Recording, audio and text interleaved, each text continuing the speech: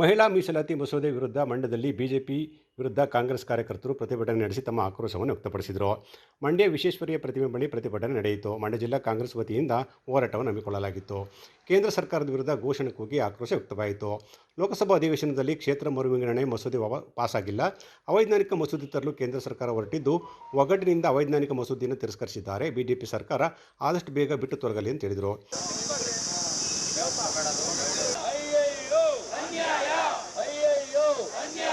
ಪ್ರಜಾಪ್ರಭುತ್ವವನ್ನು ಬುಡಮೇಲು ಮಾಡಿಕೊಂಡಿರುವ ಬಿಜೆಪಿ ಆರ್ಎಸ್ಎಸ್ಗೆ ಹೇಳಿ ಧಿಕ್ಕಾರ. ಸರ್ವಾಧಿಕಾರಿ ಬಿಜೆಪಿ ಆರ್ಎಸ್ಎಸ್ಗೆ ಹೇಳಿ, ಬಿಜೆಪಿಗೆ ಹೇಳಿ ಧಿಕ್ಕಾರ. ನಮ್ಮ ಮಂಡ್ಯ ಜಿಲ್ಲಾ ಕಾಂಗ್ರೆಸ್ ವತಿಯಿಂದ ನಿನ್ನೆ ಲೋಕಸಭಾ ಅಧಿವೇಶನದಲ್ಲಿ ಕ್ಷೇತ್ರ ಪುನರ್ವಿಂಗಡಣೆಯ ಅವೈಜ್ಞಾನಿಕ ಮಸೂದೆ ಪಾಸಾಗಿಲ್ಲ. ಅದನ್ನು ನಾವೆಲ್ಲರೂ ಕೂಡ ಒಕ್ಕರ್ಲಿಂದ ಅಭಿನಂದಿಸ್ತಾ ಇದ್ದೀವಿ. ಕೇಂದ್ರ BJP ಸರ್ಕಾರ ಏನು ಅವೈಜ್ಞಾನಿಕವಾದ ಮಸೂದೆಯನ್ನು ಮಂಡಿಸಿತ್ತು ಲೋಕಸಭೆಯಲ್ಲಿ, ಅದನ್ನು ನಮ್ಮವರು ಒಗ್ಗಟ್ಟಿನಿಂದ ಅದನ್ನು ಫೇಲ್ ಮಾಡಿದ್ದಾರೆ. ಅದಕ್ಕೆ ನಮ್ಮೆಲ್ಲರ ಅಭಿನಂದನೆ ಇದೆ. ಇವತ್ತು ನಮ್ಮ ದೇಶದಲ್ಲಿ ಪ್ರಜಾಪ್ರಭುತ್ವ ಉಳಿಸ್ತಕ್ಕಂಥ ಪ್ರಕ್ರಿಯೆಯಲ್ಲಿ ನಮ್ಮ ಕಾಂಗ್ರೆಸ್ ಪಕ್ಷ ಮುಂದಾಗಿದೆ. ಮಲ್ಲಿಕಾರ್ಜುನ ಖರ್ಗೆ ಅವರ ನೇತೃತ್ವದಲ್ಲಿ, ರಾಹುಲ್ ಗಾಂಧಿ ಅವರ ನಾಯಕತ್ವದಲ್ಲಿ ನಿನ್ನೆ ನಡೆದಂಥ ಲೋಕಸಭಾ ಅಧಿವೇಶನದಲ್ಲಿ ಈ ಬಿಲ್ಲನ್ನು, ಈ ಅವೈಜ್ಞಾನಿಕ ಬಿಲ್ಲನ್ನು ತಿರಸ್ಕರಿಸಿದ್ದನ್ನು ನಾವೆಲ್ಲರೂ ಕೂಡ ಮಂಡ್ಯ ಜಿಲ್ಲಾ ಕಾಂಗ್ರೆಸ್ ವತಿಯಿಂದ ಅಭಿನಂದಿಸ್ತೀವಿ. ಮುಂದಿನ ದಿನಗಳಲ್ಲಿ ಇದು ಇನ್ನೂ ಹೆಮ್ಮರವಾಗಿ ಬೆಳೀಲಿ. ಇವರ ಪ್ರಜಾಪ್ರಭುತ್ವ ವಿರೋಧಿ ಸರ್ಕಾರ BJP ಸರ್ಕಾರ. ಮಹಿಳಾ ಮೀಸಲಾತಿ ಮಸೂದೆ ಸೋಲಾಗಿದೆ, ಅದನ್ನು ಸ್ವಾಗತ ಮಾಡ್ತೇವೆ. ಇಂಡಿಯಾ ಒಕ್ಕೂಟದವರಿಗೆ ಅಭಿನಂದನೆ ಸಲ್ಲಿಸುತ್ತೇವೆ. ಕ್ಷೇತ್ರ ಮರುವಿಂಗಡಣೆ ಮಾಡಲು ಈ ಮಸೂದೆ ಮಾಡಲು ಹೊರಟಿದ್ರು. ಅವೈಜ್ಞಾನಿಕ ಮಸೂದೆ ವಿರುದ್ಧ ಮಹಿಳೆಯರಿಗೆ ಜಯ ಸಿಕ್ಕಿದೆ ಅಂತ ಅವರು ಹೇಳಿದರು. ಏನು ಇವತ್ತು ಇಡೀ ಭಾರತದಾದ್ಯಂತ ನಮ್ಮ ಅಖಿಲ ಕರ್ನಾಟಕ ಕಾಂಗ್ರೆಸ್ ಪಕ್ಷದ ವತಿಯಿಂದ ಏನು ಮಹಿಳಾ ಮೀಸಲಾತಿ ಏನು ವಿಧೇಯಕದ ಒಂದು ವಿರುದ್ಧದ ಒಂದು ಪ್ರತಿಭಟನೆಯನ್ನು ಹಮ್ಮಿಕೊಳ್ಳಲಾಗಿತ್ತು. ಆದರೆ ಇದನ್ನು ನಾನು ಪ್ರತಿಭಟನೆ ಅಂತ ಬಯಸೋದಿಲ್ಲ. ಯಾಕೆಂದರೆ ನಿನ್ನೆ ಆ ವಿಧೇಯಕಕ್ಕೆ ಒಂದು ಸೋಲಾಗಿರೋದ್ರಿಂದ ಇದನ್ನು ನಾವು ಸಂಭ್ರಮ ಅಂತ ಆಚರಣೆ ಮಾಡ್ತಾ ಇದ್ದೀವಿ. ಇದು ನಿಜವಾಗ್ಲೂ ಕೂಡ ನಮ್ಮ ಹೋರಾಟ ಇದ್ದಿದ್ದು ಮಹಿಳಾ ಮೀಸಲಾತಿಗಲ್ಲ. ಮಹಿಳಾ ಮೀಸಲಾತಿ ಎನ್ನುವಂಥ ಒಂದು ವಿಚಾರವನ್ನು ಮುಂದಿಟ್ಟುಕೊಂಡು ಅವರು ಅದರ ಹಿಂದೆ ಎಣೆದಂಥ ಒಂದು ತಂತ್ರಗಾರಿಕೆ ಏನಿದೆ, ಕುತಂತ್ರವಾದ ಏನಿದೆ, ಅದನ್ನು ನಾವು ಸೋಲಿಸಿದ್ದೀವಿ ಎನ್ನುವಂಥ ಒಂದು ಹೆಮ್ಮೆ ಇದೆ. ಒಂದು ಎದೆಗಾರಿಕೆಯನ್ನು ತೋರಿಸಿದಂಥ ನಮ್ಮ ಎಲ್ಲ ಕಾಂಗ್ರೆಸ್ ಪಕ್ಷದ ಸಂಸದರಿಗೆ ಮತ್ತು ಇಂಡಿಯಾ ಒಕ್ಕೂಟದ ಎಲ್ಲ ಸಂಸದರಿಗೂ ಕೂಡ ನಾನು ಒಂದು ಅಭಿನಂದನೆಯನ್ನು ಸಲ್ಲಿಸ್ತೇನೆ. ಇದು ನಿಜಕ್ಕೂ ಕೂಡ ಮಹಿಳೆಯರಿಗೆ ಒಂದು ಗೆಲುವು ಅಂತ ನಾನು ಭಾವಿಸ್ತಾ ಇದ್ದೀನಿ. ಉದ್ದೇಶವಿಷ್ಟೇ, ಇವರು ಏನು ಮಹಿಳಾ ಮೀಸಲಾತಿ ಎನ್ನುವ ಹೆಸರಿನಲ್ಲಿ ಏನು ಗಡಿಯನ್ನು ಅಂದರೆ ವಿಧಾನಸಭಾ ಕ್ಷೇತ್ರಗಳನ್ನು ಹೆಚ್ಚು ಮಾಡಬೇಕು ಅನ್ನುವಂಥ ಉದ್ದೇಶ ಇತ್ತು. ಇದು 2011ರ ಜನಗಣತಿಯ ಆಧಾರದ ಮೇಲೆ ಮಾಡೋದಕ್ಕೆ ಹೊರಟಿದ್ದರಿಂದ ಅದರ ವಿರುದ್ಧವಾಗಿ ಅಷ್ಟೇ ನಮ್ಮ ಹೋರಾಟ ಇತ್ತು. ಖಂಡಿತ ಮಹಿಳಾ ಮೀಸಲಾತಿ ವಿರುದ್ಧ ಅಲ್ಲ. ಯಾಕೆಂದರೆ ಮಹಿಳಾ ಮೀಸಲಾತಿ ಎನ್ನುವಂಥ ವಿಧೇಯಕವನ್ನು 2023ರಲ್ಲಿ ಅಂಗೀಕಾರ ಮಾಡಲಾಗಿದೆ. ಇದು ನಮ್ಮ ಕಾಂಗ್ರೆಸ್ ಪಕ್ಷದ ಅಂದಿನ ಮೈತ್ರಿಕೂಟದಿಂದನೂ ಕೂಡ 2009ರಿಂದನೂ ಕೂಡ ಇದು ಏನು ಮಹಿಳಾ ಮೀಸಲಾತಿ ಕಾಯ್ದೆಯನ್ನು ಜಾರಿಗೆ ತಂದು ಅದರಂತೆ ಅದು ಕೂಡ ಪ್ರತಿ ಒಂದು ಹಂತದಲ್ಲೂ ಕೂಡ ಬೆಳವಣಿಗೆ ಕಾಣ್ತಾ ಬರ್ತಾ ಇದೆ. ಆದರೆ ನಮ್ಮ ವಿರುದ್ಧ ಮಹಿಳಾ ಮೀಸಲಾತಿ ವಿರುದ್ಧ ಅಲ್ಲ, ನಮ್ಮ ಹೋರಾಟ. ಪ್ರತಿಭಟನೆಯಲ್ಲಿ ಕಾಂಗ್ರೆಸ್ ಜಿಲ್ಲಾಧ್ಯಕ್ಷರಾದ ಸಿ ಡಿ ಗಂಗಾಧರ್, ಮೂಡಾಧ್ಯಕ್ಷ BP ಪ್ರಕಾಶ್, ತಗ್ಗಳ್ಳಿ ಯಶೋಧ, ದ್ಯಾವಪ್ಪ, ಚೆನ್ನೈ, ವಿಜಯಕುಮಾರ್ ಸೇರಿದಂತೆ ಅನೇಕ ಮುಖಂಡರು ಮತ್ತು ಕಾರ್ಯಕರ್ತರು ಭಾಗಿಯಾಗಿದ್ದರು. ಮಂಡ್ಯ ನಗರದ ಮಿಮ್ಸ್ ಆವರಣದಲ್ಲಿ 6ನೇ ಯುವ ಕೆಸೋಗ ಕಾನ್ಫರೆನ್ಸ್ 2026 ಕಾರ್ಯಕ್ರಮ ಯಶಸ್ವಿಯಾಗಿ ನಡೆಯಿತು. ಉದ್ಘಾಟನಾ ಸಮಾರಂಭದಲ್ಲಿ ಪಾಲ್ಗೊಂಡು ಆಶೀರ್ವಚನ ನೀಡಿದ ಜಗದ್ಗುರು ಶ್ರೀ ಡಾಕ್ಟರ್ ನಿರ್ಮಲಾನಂದನಾಥ ಮಹಾಸ್ವಾಮೀಜಿಯವರು ಬದಲಾಗುತ್ತಿರುವ ಕಾಲಘಟ್ಟಕ್ಕೆ ತಕ್ಕಂತೆ ವೈದ್ಯಕೀಯ ವೃತ್ತಿಪರರು ಡಿಜಿಟಲ್ ತಂತ್ರಜ್ಞಾನಕ್ಕೆ ತೆರೆದುಕೊಳ್ಳುವುದು ಅವಶ್ಯಕ ಅಂತ ಹೇಳಿದರು. ಕೃತಿಕ ಬುದ್ಧಿಮತ್ತೆ ಮತ್ತು ರೊಬೊಟಿಕ್ಸ್ ತಂತ್ರಜ್ಞಾನವು ವೈದ್ಯಕೀಯ ಕ್ಷೇತ್ರದಲ್ಲಿ ಕ್ರಾಂತಿ ಮಾಡುತ್ತಿದೆ. ವೈದ್ಯರು ಮೊದಲ ವರ್ಷದಿಂದಲೇ ಈ ಡಿಜಿಟಲ್ ತಂತ್ರಜ್ಞಾನಗಳನ್ನು ಕಲಿತು ಅಳವಡಿಸಿಕೊಳ್ಳದಿದ್ದರೆ ಭವಿಷ್ಯದಲ್ಲಿ ಹಿಂದುಳಿಯುವ ಸಾಧ್ಯತೆ ಇದೆ ಅಂತ ಹೇಳಿದರು. ಮನೆ ಬೆಳಗುವ ತಾಯಿ ಆರೋಗ್ಯವಾಗಿದ್ದರೆ ಇಡೀ ಕುಟುಂಬ ಮತ್ತು ಸಮಾಜ ಸದೃಢವಾಗುತ್ತದೆ ಎಂದು ಹೇಳುತ್ತಾ ಮಹಿಳಾ ಆರೋಗ್ಯದ ಪ್ರಾಮುಖ್ಯತೆಯನ್ನು ಒತ್ತಿ ಹೇಳಿದರು. ಈ ಸಂದರ್ಭದಲ್ಲಿ ಡಾಕ್ಟರ್ ಕಲಾಂ ಅವರು ಆದಿಚುಂಚನಗಿರಿ ಸಂಸ್ಥೆಗೆ ಭೇಟಿ ನೀಡಿದ್ದನ್ನು ಸ್ಮರಿಸುತ್ತಾ ವ್ಯಕ್ತಿ ಜೀವನದಲ್ಲಿ ಸನ್ನಡತೆ ಇದ್ದರೆ ಸಮಾಜದಲ್ಲಿ ಶಾಂತಿ ನೆಲೆಸಲು ಸಹಕಾರಿಯಾಗುತ್ತದೆ ಮತ್ತು ಆ ಸನ್ನಡತೆಯನ್ನು ಮಕ್ಕಳಲ್ಲಿ ಬೆಳೆಸುವವರು ತಾಯಂದಿರು ಅಂತ ಹೇಳಿದರು. ಕೆಸೋಗ ಪದಾಧಿಕಾರಿಗಳಾದ ಡಾಕ್ಟರ್ ದುರ್ಗಾದಾಸ್ ಆಸರಣ ಅವರ ಅವಧಿಯ ಸೇವೆಯನ್ನು ಶ್ಲಾಘಿಸಿದ ಶ್ರೀಗಳು ನೂತನವಾಗಿ ಜವಾಬ್ದಾರಿ ವಹಿಸಿಕೊಂಡ ಡಾಕ್ಟರ್ ರಾಜಶ್ರೀ ಅವರ ದೂರದೃಷ್ಟಿ ಯೋಜನೆಗಳಿಗೆ ಶುಭ ಹಾರೈಸಿದರು. ಸರ್ವೈವಲ್ ಆಫ್ ದ ಫಿಟ್ಟೆಸ್ಟ್ ಅಂತ ಚಾರ್ಲ್ಸ್ ಡಾರ್ವಿನ್ ಥಿಯರಿ.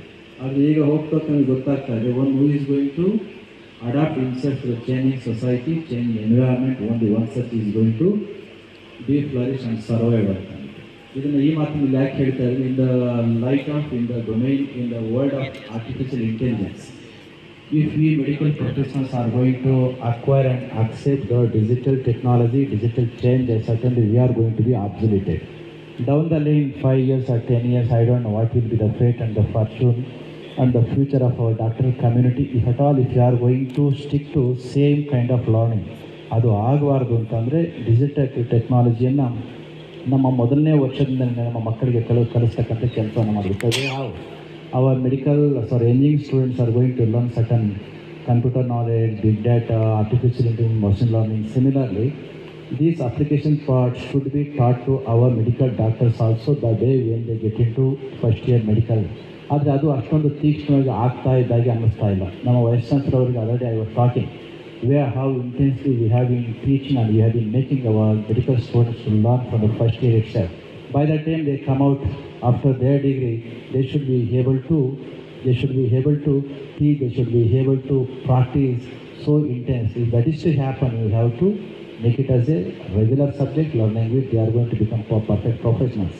ಇಲ್ಲ ಅಂತಂದರೆ ಆರ್ಟಿಫಿಷಿಯಲ್ ಇಂಟೆಲಿಜೆನ್ಸ್ನ ಈ ಸಂದರ್ಭದಲ್ಲಿ these robots are going to take over our responsibilities.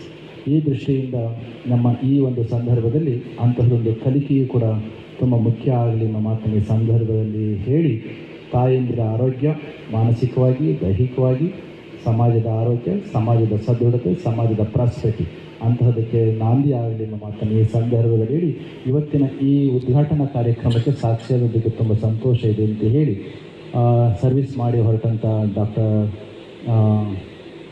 ಅವರಿಗೆ ಮತ್ತು ಸರ್ವಿಸ್ ಮಾಡಲಿಕ್ಕೆ ಹೊರಗಡೆ ಬಂದಿರತಕ್ಕಂಥ ಡಾಕ್ಟರ್ ಮೇಡಮ್ ರಾಜಶ್ರೀ ಅವರಿಗೆ ಒಳ್ಳೆಯದಾಗಲಿ ಅಂತ ಹೇಳಿ ಅವರಿಗೆ ಪೂರ್ಣ ಸಹಕಾರವನ್ನು ಎಲ್ಲರೂ ಕೂಡ ಕೊಡ್ತೀವಿ. ಸಮಾರಂಭದಲ್ಲಿ ಡಾಕ್ಟರ್ ಕೃಷ್ಣ, ಮಿಮ್ಸ್ ನಿರ್ದೇಶಕರಾದ ನರಸಿಂಹಸ್ವಾಮಿ, ಪ್ರಾಂಶುಪಾಲರಾದ doctor Hanumantha Prasad, doctor K Mohan, doctor Durgadas, doctor Savitha, doctor Jyothi, doctor Manohar, doctor Sanjay Kumar ಹಾಗೂ ಅನೇಕ ಗಣ್ಯರು ಮತ್ತು ನೂರಾರು ವೈದ್ಯಕೀಯ ವಿದ್ಯಾರ್ಥಿಗಳು ಪಾಲ್ಗೊಂಡಿದ್ದರು. ಮಂಡ್ಯ ಜಿಲ್ಲಾ ಹಾಗೂ ಎಲ್ಲ ತಾಲೂಕು ಆಡಳಿತ, ಎಲ್ಲ ಇಲಾಖೆಯ ಅಧಿಕಾರಿಗಳು ಒಳಗೊಂಡಂತೆ ಕಡ್ಡಾಯವಾಗಿ ಬಸವ ಜಯಂತಿ ಆಚರಿಸಲು ಕ್ರಮ ಕೈಗೊಳ್ಳಬೇಕು ಎಂದು ಮಂಡ್ಯ ಜಿಲ್ಲಾ ವೀರಶೈವ ಲಿಂಗಾಯತ ವೇದಿಕೆ ಅಧ್ಯಕ್ಷ ಸುಂಡಹಳ್ಳಿ ಸೋಮಶೇಖರ್ ಜಿಲ್ಲಾಡಳಿತಕ್ಕೆ ಮನವಿ ಮಾಡಿದರು. ಸುದ್ದಿಗೋಷ್ಠಿಯಲ್ಲಿ ಬಸವ ಪರ ಸಂಘಟನೆಗಳ ಒಕ್ಕೂಟದ ಪರವಾಗಿ ಮಾತನಾಡಿದ ಅವರು, ಏಪ್ರಿಲ್ 20ರಂದು ಆಚರಿಸುವ ಬಸವ ಜಯಂತಿಗೆ ಜಿಲ್ಲೆಯ ಎಲ್ಲ ಮಠಾಧೀಶರನ್ನ ಆಹ್ವಾನಿಸಬೇಕು. ಸಾಮಾಜಿಕ ಸಮಾನತೆ ಮತ್ತು ಕಾಯಕ ಸಂಸ್ಕೃತಿಯನ್ನು ಜಗತ್ತಿಗೆ ಸಾರಿದ ಬಸವಣ್ಣನವರ ತತ್ವಗಳು ಇಂದಿನ ಸಮಾಜಕ್ಕೆ ಅತ್ಯಂತ ಅವಶ್ಯಕವಾಗಿದ್ದು, ವಿವಿಧ ಕಾಯಕ ಮಾಡುವ ಎಲ್ಲ ಸಮಾಜದ ಮುಖಂಡರನ್ನು ಗುರುತಿಸಿ ಜಿಲ್ಲಾಡಳಿತ ಬಸವಶ್ರೀ ಪ್ರಶಸ್ತಿ ನೀಡಿ ಗೌರವಿಸಬೇಕು. ಜಿಲ್ಲಾಧಿಕಾರಿಗಳ ಕಚೇರಿ ಮುಂದೆ ಅಶ್ವಾರೋಹ ಬಸವಣ್ಣನವರ ಪುತ್ಥಳಿಯನ್ನು ಸ್ಥಾಪಿಸಬೇಕು ಎಂದು ಒತ್ತಾಯಿಸಿದರು. ವಿಶ್ವಗುರು ಬಸವೇಶ್ವರ ಜಯಂತಿಯನ್ನು ಪ್ರತಿ ವರ್ಷದಂತೆ ನಮ್ಮ ಜಿಲ್ಲೆಯಲ್ಲಿ ರಾಜ್ಯಾದ್ಯಂತ ನಡೆಯುವ ಒಂದು ಕಾರ್ಯಕ್ರಮದಂತೆ ಜಿಲ್ಲೆಯಲ್ಲಿ ಈ ಬಾರಿ ವಿಶೇಷವಾಗಿ ಎಲ್ಲ ಸಂಘ ಸಂಸ್ಥೆಯ ಪದಾಧಿಕಾರಿಗಳ ಸದಸ್ಯರ ಸಹಯೋಗದೊಡನೆ ಮಾಡಲೇಬೇಕು ಅನ್ನೋ ಒಂದು ಒತ್ತಾಯವನ್ನು ನಾವು ಜಿಲ್ಲಾಡಳಿತದ ಮುಂದೆ ಇಟ್ಟಾಗ ಅದನ್ನು ಅವರು ಪರಿಗಣಿಸಿ ಒಂದು ಒಳ್ಳೆಯ ಕಾರ್ಯಕ್ರಮಕ್ಕೆ ರೂವಾರಿಯನ್ನು ಹಾಕ್ಕೊಟ್ಟಿದ್ದಾರೆ. ಬಸವಣ್ಣ ಒಂದು ಜಾತಿಯ ವ್ಯಕ್ತಿಯಾಗಿ, ಒಂದು ವರ್ಗದ ಪ್ರತಿನಿಧಿಯಾಗಿ ಇರಬಾರ್ದು.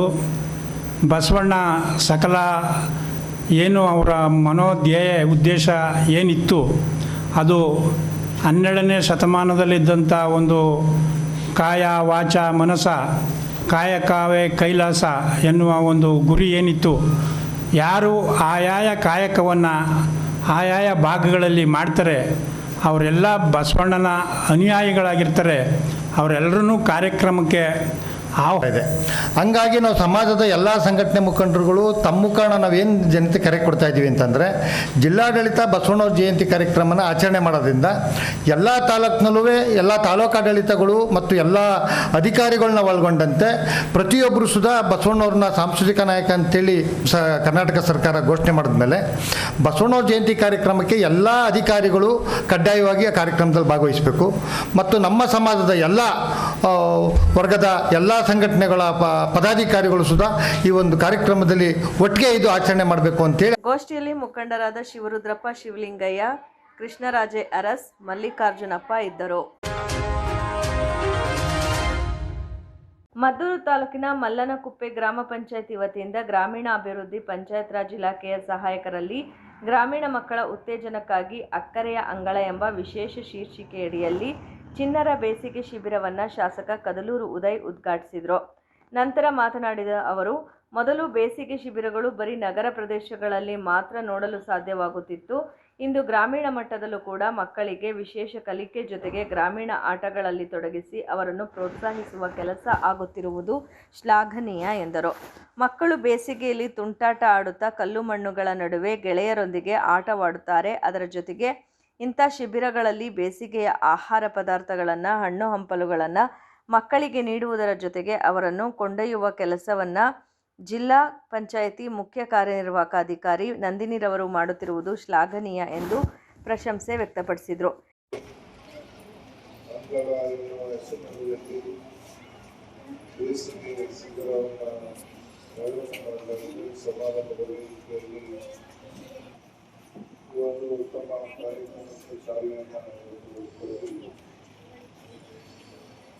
ಮಕ್ಕಳು ಯಾವಾಗಲೂ ಕೂಡ ಖುಷಿಯಾಗಿರುತ್ತೆ. ಶಾಲೆ ಅವಧಿಯಲ್ಲಿ ಅವಾಗೆ ಸಮಯ ಹೋಗುತ್ತೆ. ಮನೆಗೆ ಹೋದ ನಂತರ ಹೋಮ್ವರ್ಕ್ ಬರೆಯೋದು, ಓದೋದು, ಈ ಥರ ಒಂದಷ್ಟು ಸಮಯ ಹೋಗುತ್ತೆ. ಆದರೆ ಬೇಸಿಗೆ ರಜೆ ಬಂದಾಗ ಅವರಿಗೆ ಬಹಳಷ್ಟು ಫ್ರೀ ಆಗಿರ್ತಾರೆ. ಮತ್ತೆ ಏನೇ ಆದ್ರೂ ಮಕ್ಕಳಲ್ವಾ, ಮಕ್ಕಳು ತುಂಟಾಟಗಳು ಹಳ್ಳಿಗಳಲ್ಲಿ ಹಾಗಾಗಿ ಸೇರ್ಕೊಂಡು ತುಂಟಾಟ ಆಡುವಂಥದ್ದು, ಇಷ್ಟೇ ತಿರುಗುವಂಥದ್ದು, ಮಕ್ಕಳಿಗೆ ಆಟ ಆಡುವಂಥದ್ದು, ಇವೆಲ್ಲವನ್ನ ತಪ್ಪಿಸಿ ಅವರು ಕೂಡ ಒಂದು ಚಟುವಟಿಕೆಯಲ್ಲಿ ಭಾಗವಹಿಸಲಿಕ್ಕೆ ಮತ್ತೆ ಅವರು ಜ್ಞಾನವನ್ನು ಬೆಳೀಲಿಕ್ಕೆ ಇದೊಂದು ಉತ್ತಮ ವೇದಿಕೆಯಾಗಿದೆ. ಯಾಕೆಂದ್ರೆ ಓದ್ತಾ ಇರ್ತಾರೆ ಚಿಕ್ಕ ಮಕ್ಕಳು, ಏನೋ ಆ ಒಂದು ಜೊತೆಗೆ ಬೇರೆ ಚಟುವಟಿಕೆಗಳ ಮಾಡುವುದರ ಜೊತೆಗೆ ಅವರಿಗೆ ಇನ್ನೂ ಹೆಚ್ಚು ಜ್ಞಾನ ಬೆಳೀಲಿಕ್ಕೆ ಬಹಳಷ್ಟು ಸಹಕಾರಿಯಾಗ್ತದೆ. ಅದೇ ಇವತ್ತು ಪಂಚಾಯತಿ ವತಿಯಿಂದ ಏನು ಮಂಡ್ಯ ಜಿಲ್ಲೆಯ ಸಿಇಒ ನಂದಿನಿಯವರ ನೇತೃತ್ವದಲ್ಲಿ ವಿಶೇಷವಾಗಿ ನಾನು ಅವರ ಮೊದಲಂತ ಹೆಚ್ಚಿನದಾಗಿ ಶಾಲೆಗಳಿಗೆ. ಈ ವೇಳೆ ತಾಲೂಕು ಪಂಚಾಯಿತಿ ಇಒ ರಾಮಲಿಂಗಯ್ಯ, ಯೋಜನಾಧಿಕಾರಿ ಸುರೇಶ್, ಬಿಇಒ ಧನಂಜಯ, ಮಲ್ಲನಕುಪ್ಪೆ ಗ್ರಾಮ ಪಂಚಾಯಿತಿ ಪಿಡಿಒ ಮಧುಸೂದನ್ ಸೇರಿದಂತೆ ಸಿಬ್ಬಂದಿಗಳು ಹಾಗೂ ಶಿಕ್ಷಕರು ಹಾಜರಿದ್ದರು. 2025-26ನೇ ಸಾಲಿನ ಸಿಇಟಿ ಪ್ರವೇಶ ಪರೀಕ್ಷೆಯು ಏಪ್ರಿಲ್ 23 ಮತ್ತು 24ರಂದು ನಡೆಯಲಿದ್ದು, ಪ್ರವೇಶ ಪರೀಕ್ಷೆಯನ್ನು ವ್ಯವಸ್ಥಿತವಾಗಿ ಮಾಡಬೇಕು ಹಾಗೂ ಯಾವುದೇ ಲೋಪದೋಷವಾಗದಂತೆ ಕ್ರಮ ವಹಿಸಬೇಕು ಎಂದು ಅಪರ ಜಿಲ್ಲಾಧಿಕಾರಿಗಳಾದ ಬಿಸಿ ಶಿವಾನಂದಮೂರ್ತಿ ತಿಳಿಸಿದರು. ಜಿಲ್ಲಾಧಿಕಾರಿಗಳ ಕಚೇರಿ ಸಭಾಂಗಣದಲ್ಲಿ ನಡೆದ 2025-26ನೇ ಸಾಲಿನಲ್ಲಿ ಏಪ್ರಿಲ್ 23 ಮತ್ತು 24ರಂದು ನಡೆಯುವ ಸಿಇಟಿ ಪ್ರವೇಶ ಪರೀಕ್ಷೆಯ ಪೂರ್ವ ಸಿದ್ಧತಾ ಸಭೆಯಲ್ಲಿ ಮಾತನಾಡಿದ ಅವರು, ಸಿಇಟಿ ಪ್ರವೇಶ ಪರೀಕ್ಷೆಯು ಜಿಲ್ಲೆಯಲ್ಲಿ 2 ತಾಲೂಕು ಪರೀಕ್ಷಾ ಕೇಂದ್ರಗಳಲ್ಲಿ ನಡೆಯಲಿದ್ದು, ಕೆಆರ್ಪೇಟೆ ತಾಲೂಕಿನಲ್ಲಿ 3 ಪರೀಕ್ಷಾ ಕೇಂದ್ರಗಳಲ್ಲಿ ಹಾಗೂ ಮಂಡ್ಯ ತಾಲೂಕಿನಲ್ಲಿ 9 ಪರೀಕ್ಷಾ ಕೇಂದ್ರಗಳಲ್ಲಿ ಒಟ್ಟು ಜಿಲ್ಲೆಯಲ್ಲಿ 12 ಪರೀಕ್ಷಾ ಕೇಂದ್ರಗಳಲ್ಲಿ ಸಿಇಟಿ ಪ್ರವೇಶ ಪರೀಕ್ಷೆ ನಡೆಯಲಿದೆ ಎಂದು ತಿಳಿಸಿದರು. ಸಭೆಯಲ್ಲಿ ಜಿಲ್ಲಾಧಿಕಾರಿ ಕಚೇರಿಯ ಅಪರ ಪೊಲೀಸ್ ವರಿಷ್ಠಾಧಿಕಾರಿ ತಿಮ್ಮಯ್ಯ, ಜಿಲ್ಲಾ ಕುಟುಂಬ ಕಲ್ಯಾಣಾಧಿಕಾರಿ ಡಾಕ್ಟರ್ ಮೋಹನ್, ಜಿಲ್ಲಾಧಿಕಾರಿ ಕಚೇರಿಯ ತಹಶೀಲ್ದಾರ್ ರವಿಶಂಕರ್, ಪದವಿ ಪೂರ್ವ ಶಿಕ್ಷಣ ಇಲಾಖೆಯ ಉಪನಿರ್ದೇಶಕರಾದ ಸಿ ಚಲುವಯ್ಯ, ಕ್ಷೇತ್ರ ಶಿಕ್ಷಣಾಧಿಕಾರಿ ಮಹದೇವ್ ರವರು ಸೇರಿದಂತೆ ಇನ್ನಿತರೆ ಅಧಿಕಾರಿಗಳು ಉಪಸ್ಥಿತರಿದ್ದರು.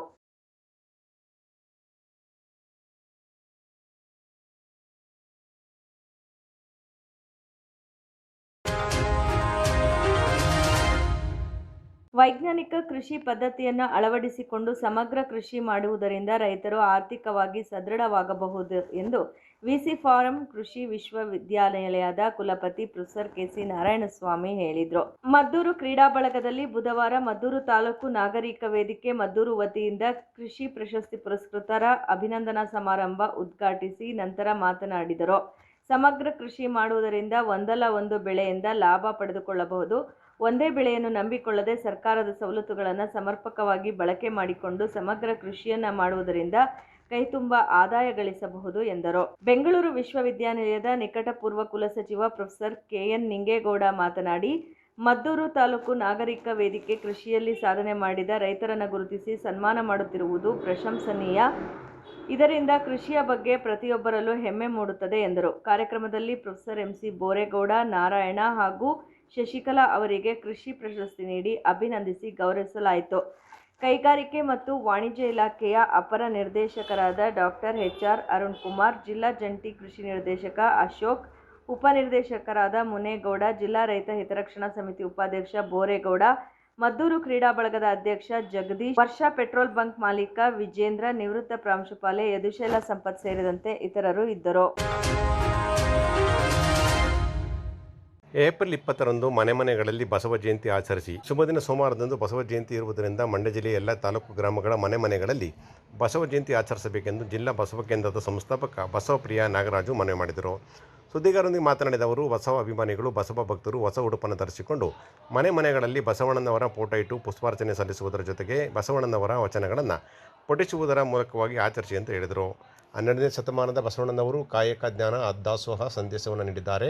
ಈ ತತ್ವಗಳನ್ನು ಪಾಲಿಸಿದಾಗ ಮಾತ್ರ ಬಸವ ಜಯಂತಿ ಆಚರಣೆಗೆ ಮಹತ್ವ ಬರುತ್ತದೆ ಅಂತ ಅವರು ಹೇಳಿದರು.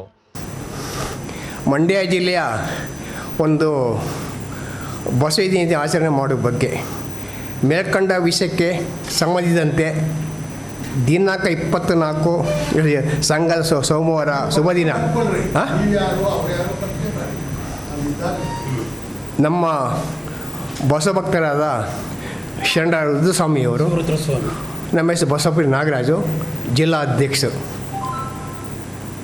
ಹಾಗೂ ಈ ಎಲ್ಲ ಗ್ರಾಮದಲ್ಲಿ ಜಿಲ್ಲೆ ತಾಲೂಕು ಬಸವ ಜಯಂತಿಯನ್ನು ಆಚರಿಸಬೇಕೆಂದು ಬಸವಾಭಿಮಾನಿಗಳು ಬಸವಣ್ಣವರ ಫೋಟೋ ಇಟ್ಟುಕೊಂಡು ಪುಸ್ತಕ ವಚನ ಮೂಲಕವಾಗಿ ಆಚರಿಸಿ ಈ ಮಂಡ್ಯ ಜಿಲ್ಲೆಯ ಬಸವ ಕೇಂದ್ರ ಅಧ್ಯಕ್ಷರು ಬಸವ ನಾಗರಾಜು ಅವರು ಪದಾಧಿಕಾರಿಗಳು ಮನವಿ ಮಾಡಿಕೊಂಡು 12ನೇ ಶತಮಾನದಲ್ಲಿ ಬಸವಣ್ಣವರ ಕಾಯಕ ಜ್ಞಾನದಾಸವ ಸಂದೇಶವನ್ನು ನೀಡುತ್ತಾರೆ.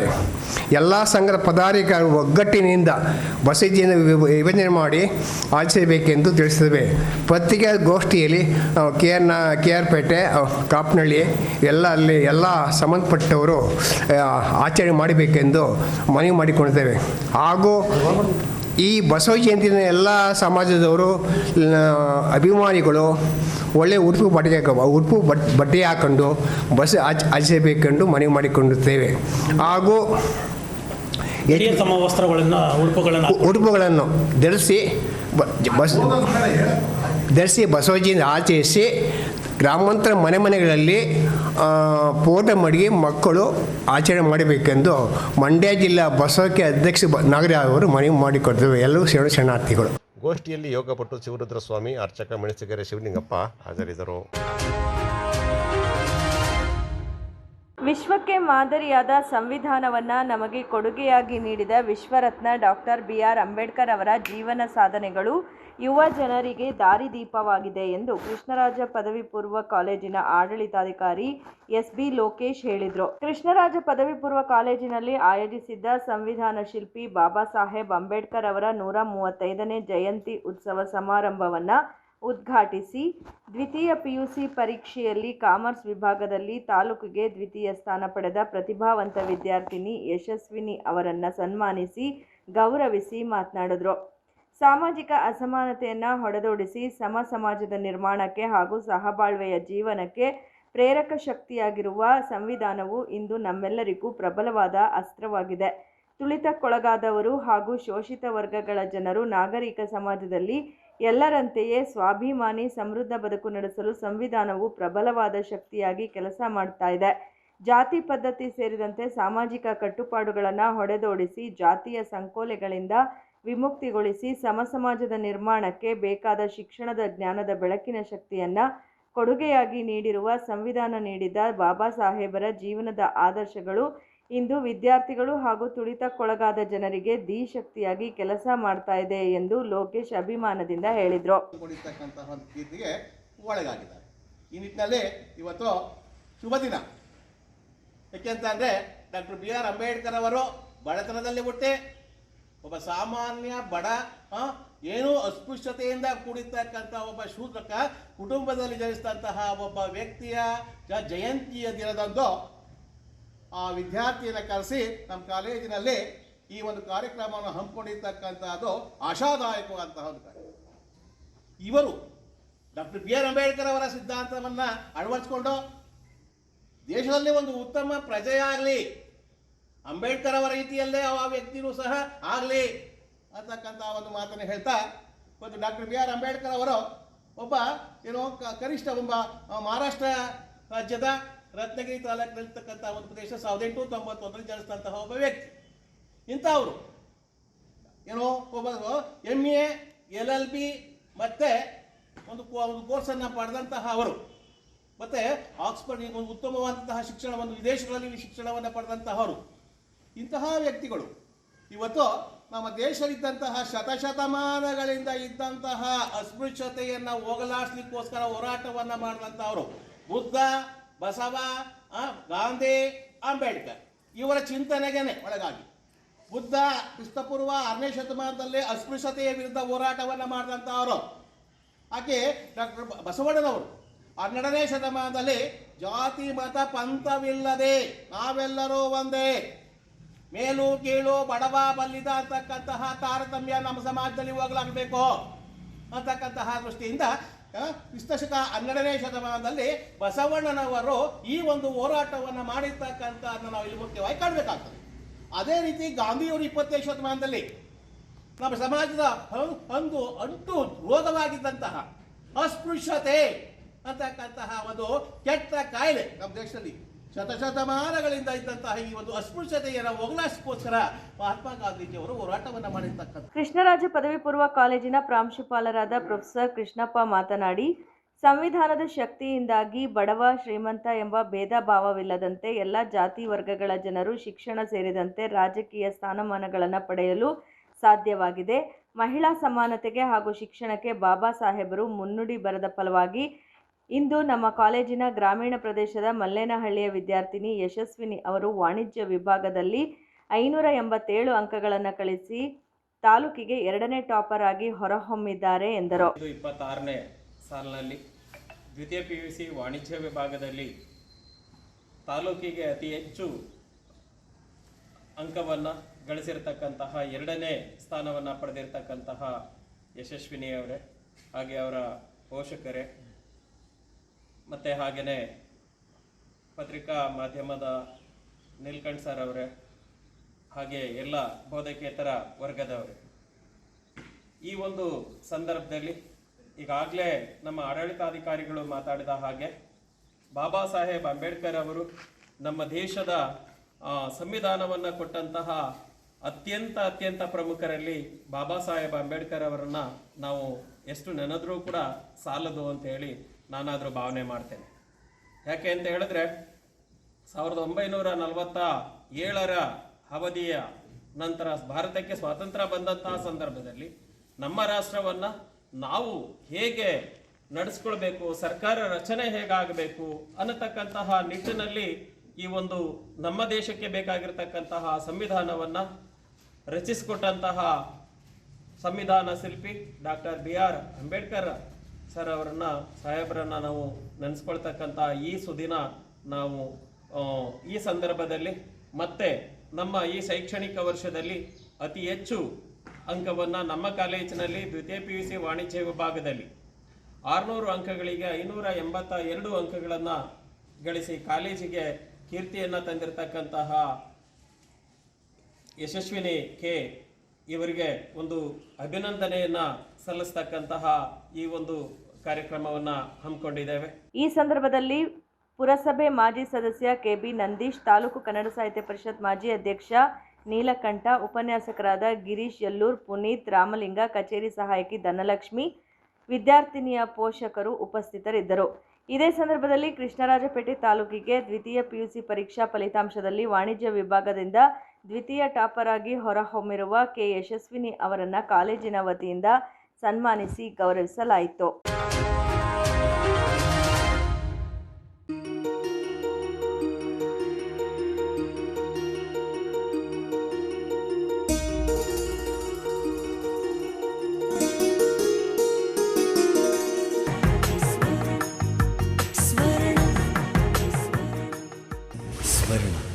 ಇದು ಬಾಂಧವ್ಯಗಳ ಬೆಸುಗೆ.